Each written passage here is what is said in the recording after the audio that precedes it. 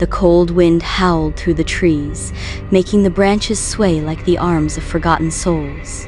As Sarah stepped onto the property, she felt the hairs on the back of her neck stand up. Something wasn't right about the old house, something she couldn't quite explain.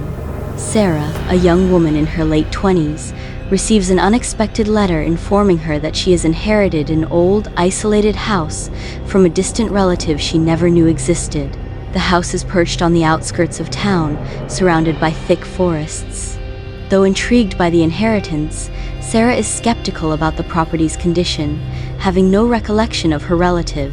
She arrives at the house with mixed feelings: excitement to start fresh, but also a sense of unease she can't shake off. As she stands before the weathered house, its tall Gothic spires and dark windows seem to watch her. The air is heavy, as though the house is breathing with a life of its own. Upon entering the house, Sarah is immediately struck by its eerie silence. The house, though charming with its old-world beauty, seems to have an aura of neglect. Dust fills the air as she explores, her footsteps echoing through the vast, empty halls. She notices strange features: narrow doorways that seem out of place, walls that appear to be bulging slightly, and the smell of decay that lingers despite the seemingly well-kept rooms. While unpacking, she stumbles upon an old, dusty diary in the attic. The diary belongs to someone named Elizabeth, a woman who once lived in the house. As Sarah flips through the pages, she reads unsettling entries about strange happenings, disappearances, whispers at night, and the figure of a woman seen standing in the windows. Elizabeth's last entry hints at a dark secret, warning anyone who reads it to leave the house before it claims you too. That night, Sarah hears footsteps upstairs but finds no one. Dismissing it as her imagination, she convinces herself that the house is just old, creaky, and that she's simply not used to the silence. But deep down, a sense of dread begins to take hold.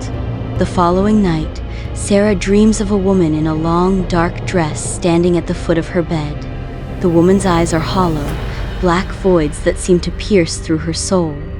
She wakes up in a cold sweat, the vision lingering in her mind. The next morning, she finds a photograph tucked inside the diary. It's a picture of the woman in her dream, standing in front of the house, her empty gaze directed at the camera. Sarah's heart skips a beat. She starts to feel a presence, cold, oppressive, always just behind her. Every corner of the house feels watched, as if the walls themselves are whispering. The more she tries to ignore it, the stronger the feeling becomes. One evening, driven by a strange compulsion, Sarah ventures into the attic. She opens an old, weathered box hidden in the far corner. Inside, she finds a small, intricately carved wooden box. The moment her fingers, Sarah panics, trying desperately to open the door, but it won't budge. The voice continues to echo in her mind. Then, in the corner of the attic, a figure appears, a shadowy woman, draped in black. Her eyes are those same hollow voids Sarah had seen in her dreams. The figure takes a step forward, and Sarah's heart races as she recognizes the face. It's the woman from the photograph. The ghostly woman's voice rings out in Sarah's mind, revealing the truth. The house is cursed, bound by an ancient pact her ancestor made with a dark entity. Her ancestor, the woman in the photograph, had sold her soul to save the house from destruction, and in doing so, bound herself to it for eternity. Now, the curse lives on, waiting to consume anyone who enters. As Sarah's days in the house stretch on, the supernatural events grow more violent. The whispers intensify, shadows move of their own accord, and objects seem to shift when she isn't looking. Sarah begins to question her sanity. She no longer feels alone, as if the house itself is a living, breathing entity, watching her every move. Each night, Sarah dreams of the woman in black, who grows more restless, more desperate. The woman's ghost pleads for Sarah to leave, but when Sarah tries to leave the house, she finds herself inexplicably pulled back. The walls seem to change, trapping her in a labyrinth of rooms she doesn't remember. The house refuses to let her go. In her darkest moment, Sarah realizes that the only way to escape is to break the curse. But there is a catch. She must make a terrible sacrifice to do so. The house now seems alive, its walls pulsing with dark energy. Sarah, in a final act of defiance, confronts the spirit of her ancestor in the attic, where the evil was first sealed away. The entity, now fully awake, promises her that if she surrenders to it, the curse will be lifted and she will be free. But Sarah refuses.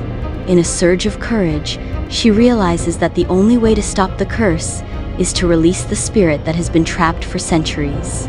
She takes the carved wooden box, now pulsing with dark energy, and places it back in its original resting place. As she whispers an incantation from the diary, the house begins to shake violently. The walls crack, the floor trembles, and the dark entity lets out an unearthly scream. For a moment, Sarah thinks she will be crushed under the weight of the collapsing house. But then, suddenly, everything goes quiet. When Sarah regains consciousness, she finds herself standing outside the house, the first light of dawn breaking through the trees. The house is still there, but it seems different, weathered but no longer decaying. She turns to look back one last time, but as she does, she sees a figure in the window, watching her with those same hollow eyes. The curse may be broken, but the house is still waiting, still watching. And deep in the shadows, something Han